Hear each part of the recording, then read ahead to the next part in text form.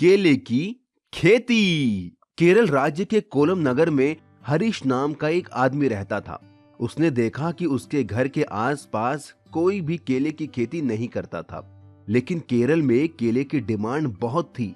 इसीलिए उसने सोचा कि क्यों ना वो केले की खेती करे और खूब पैसा कमाए। यही सोचकर उसने केले की खेती करना शुरू कर दिया।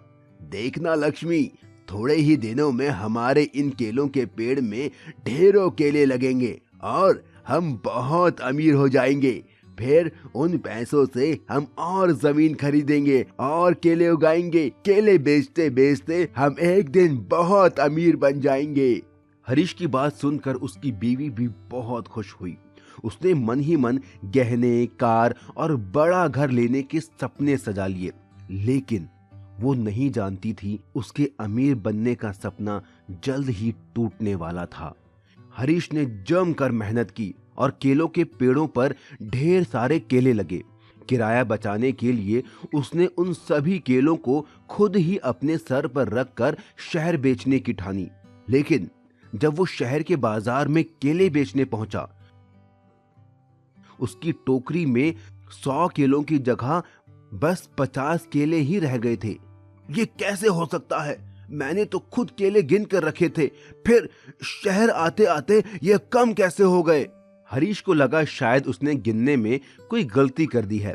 वो अगली सुबह अच्छे से 100 केले वापस टोकरी में रखता है और शहर में फिर बेचने जाता है, लेकिन इस बार फिर केले कम निकलते हैं।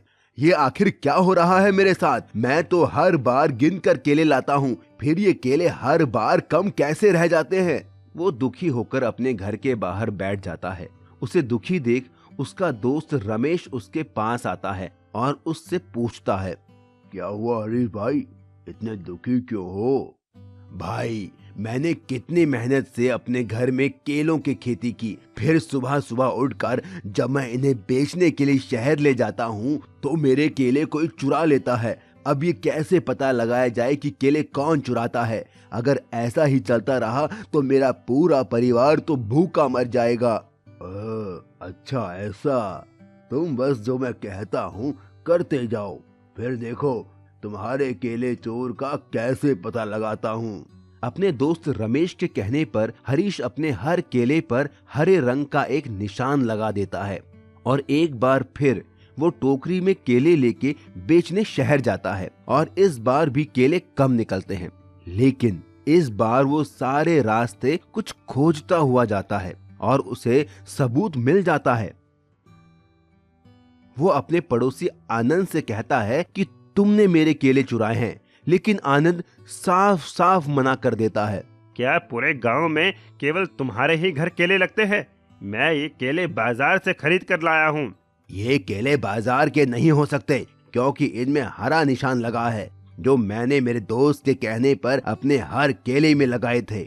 आनंद को अपनी गलती माननी पड़ती है और वो बताता है कि जब हरीश केले बेचने शहर जाता था तो वो एक पुल के ऊपर उसका इंतजार करता था और वहां से एक रस्सी का फंदा बनाकर केले गायब कर देता था। आखिरकार आनंद को हरीश के चुराए हुए केले के पैसे लौटाने पड़ते हैं और उसे सबक मिलता है कि चोरी करना कितनी गलत बात होती है।